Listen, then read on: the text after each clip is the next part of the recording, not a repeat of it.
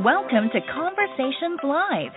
For more than a decade, we've brought you the best in books, entertainment, celebrity interviews, and current events. When the movers and shakers of the world have something to say to you, they say it to us first. Here's your host, Cyrus Webb. Welcome back, everyone, to Conversations Live. I'm your host, Cyrus Webb. Glad you all could join us once again. But for our radio audience tuning in at WYAD 94.1 FM, we welcome you all back to our broadcast. Also, tuning in to our friends at WYADonline.com, iHeartRadio, and Amazon Music. We're glad you all could be with us as well. Today, this is part of our News You Can Use segment, and today we're talking about help for those that are dealing with their cancer diagnosis. Well, we know that anyone who's diagnosed with cancer, there are many unknowns that can come with that, and patients may sometimes feel overwhelmed by the diagnosis. The great thing is, though, they don't have to go through it alone. One of the best ways for patients to address those feelings is to practice open communication, not only with their loved ones, but also with their healthcare teams as well, to make sure they're getting their support.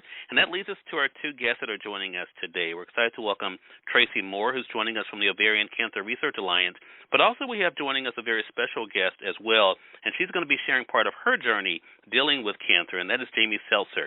If you guys are going to find out more information also about where you can go to be able to share your own story and get support.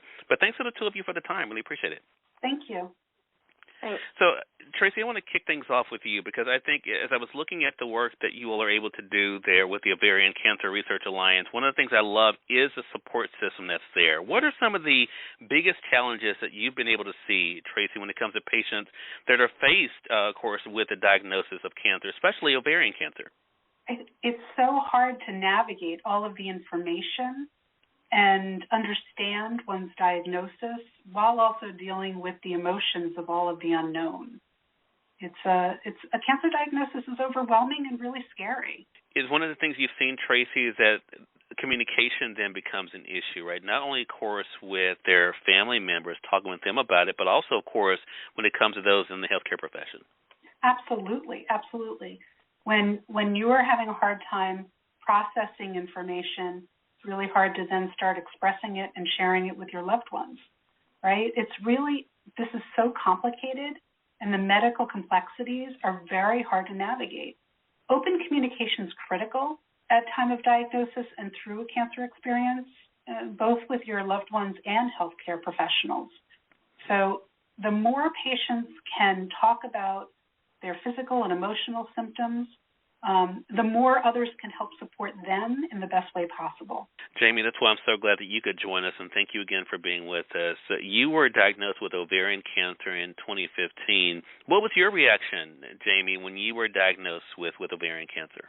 I was very surprised. I had been dealing with some persistent stomach issues, so I went to my doctor because I was about to leave on a big trip, and I did not want to have to deal with that while traveling, and figured I would just get some sort of quick fix and be on my way. And then after a few weeks of very unexpected testing, I was given a stage 2 ovarian cancer diagnosis, which, then meant I had to cancel the big trip and start, planning a whole new life. And the other thing I needed to do was, figure out how to tell my family, friends, and coworkers, my boss. And, that did prove to be a little bit of a challenge. And I appreciate you sharing that, Jamie. And I think it leads us into this question because there's others, of course, and I've spoken to even on this broadcast who have been in that same situation. What advice would you give to individuals, Jamie, then based on that about, how they can be able to communicate with their loved ones when it comes to receiving a diagnosis like that? I'd say, become as comfortable as you can with the information that what you know and can learn about your diagnosis. Talk to your care team, talk to, if you know anybody else who's been diagnosed. There are great resources online, one being the Ovarian Cancer Research Alliance. And, just once you have all that information, just sit down and talk about it and work through it together. I want to bring you back into the conversation here, Tracy. What are some questions that patients may want to consider asking their healthcare provider after they are diagnosed with a cancer diagnosis? What would you hope that they're able to talk to them about?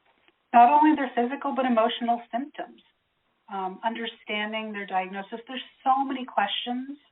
I highly recommend people tapping into some of the resources Jamie's discussed, like Merck's YourCancerStory.com, because it really gives people the opportunity to understand what questions they might not even be thinking about,